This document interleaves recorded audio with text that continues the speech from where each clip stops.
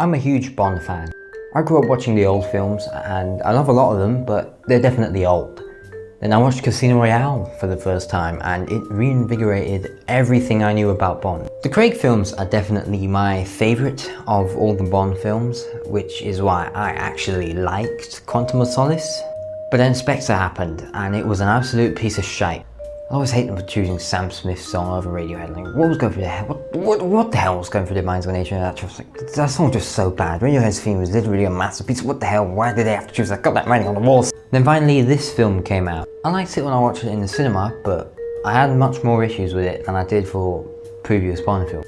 Nevertheless, I did like it. The main problem I had was that I couldn't decide whether it was a good Bond film or not. I like the action, the cinematography, and it overall just feels more like a fun and colourful Bond film, like one of the older ones and not the bland grey look of Craig's Bond films. But it had a really lacklustre villain, the plot was uninteresting, and I have many other issues with it, like I've said. So I've been conflicted on this film for over a year now. I'm still debating whether it's good or not. 2 years later, this has definitely gotten better.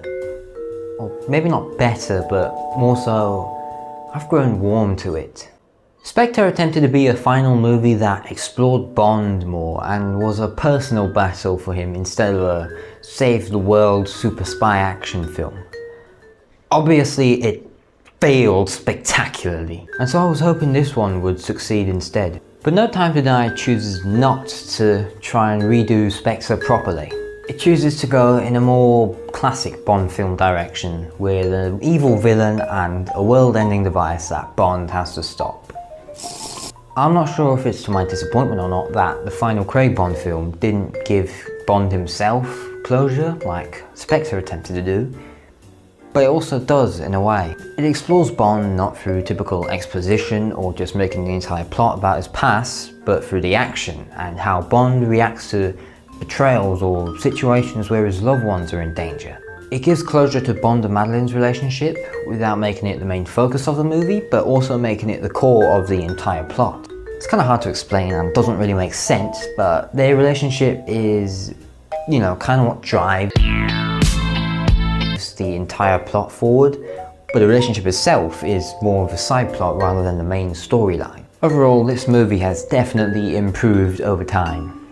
Back then it was a pretty controversial decision to just absolutely obliterate Bond, but looking back now, it was the best choice. The opening scene of the film alone proved that Bond will always be looking over his shoulder, and if the movie's ending was him and Madeleine happily driving off into the sunset, it just wouldn't fit his character. He'll always be hunted, and his loved ones will never be safe as long as they're with him. Death was honestly the most fitting end for Craig's Bond. It was the best end for a man who's constantly been tortured and will continue to be tortured as long as he lived on. It's definitely not my favourite Craig Bond film, or hell, it's probably not even in my top 10 of all Bond films. But for what it's worth, it is a damn good Bond film and gives this character a fitting end. When it came out, I would have given it a 70%, but now I would rate it an 80%. I'll probably watch it again one day, but for now I've settled it.